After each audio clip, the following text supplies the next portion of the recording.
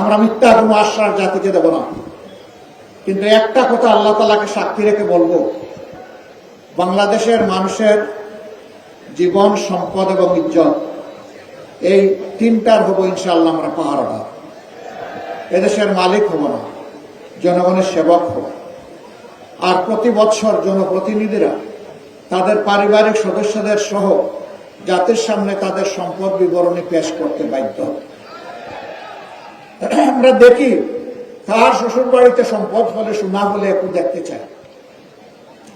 15.5 বছর ভিক্ষুকের ঝুলি গলায় নিয়ে অনেকের যাত্রা শুরু করেছিল রাজনীতিতে, পরে তারা হয়েছে হাজার হাজার কোটি টাকার মালিক, এবং নিজের বাপের বাড়ি যতটা ধনী শ্বশুর বাড়িতে বানাইছে তার চেয়ে বেশি ধনী। ওই চুরির টাকা কোথায় রাখবে? জনগণের চুরির টাকা নিয়ে ওখানে রেখেছে।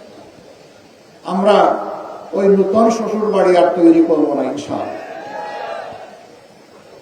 শ্বশুর বাড়ি থেকে যৌতুক নেওয়া যেমন হারাম, জনগণের লুণ্ঠিত টাকা ওদের কাছে রাখাও তার চাইতে ভয়াবহ। এই দুইটার ইনশাআল্লাহ অবসান হবে। আমি ভরসা রাখি হিরন স্মার্ট ওয়াটার পিউরিফায়ারে। এই প্রিয় দেশে নারী পুরুষ সবাই মিলে দুনিয়ার সব জায়গার মতো বাংলাদেশ। আমাদের দেশে আমাদের মা বোনদের ইজ্জতের কোনো নিরাপত্তা নেই, গড়েও নাই, রাস্তায়ও নাই, কর্মস্থলেও নাই। ইনশাআল্লাহ অগ্রাধিকারের ভিত্তিতে এইটাই আগে নিশ্চিত করা হবে। যে জাতি তাদের মাদেরকে সম্মান করতে জানে, সেই জাতিকে আল্লাহ তাআলা সম্মান বাড়িয়ে দেন।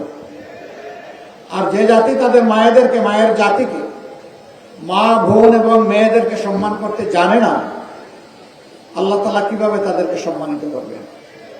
দুইজন মানুষ ছাড়া সবাই মায়ের গর্ভ থেকে দুনিয়া এসেছে, হযরত আদম আলাইহিস সালাম এবং হযরত হাওয়া আলাইহিস সালাম। বাকি সবাই মায়ের পেট থেকে দুনিয়া এসেছে। হযরত ঈসা ইবনে মারইয়াম আলাইহিস সালামের বাবা ছিলেন না, কিন্তু মা ছিলেন। মায়ের ঋণ শোধ করা কোনো সন্তানের পক্ষে সম্ভব নয়। সেই মাকে একটু সম্মানও দেখাবো না, এর চাইতে বড় জুলুম আর কি হতে পারে? ইনশাআল্লাহ আমরা তাদের সম্মানটুকু এবং নিরাপত্তাটুকু ইনশাআল্লাহ আমরা নিশ্চিত করব। আল্লাহ যেন আমাদেরকে তাওফিক দান করেন।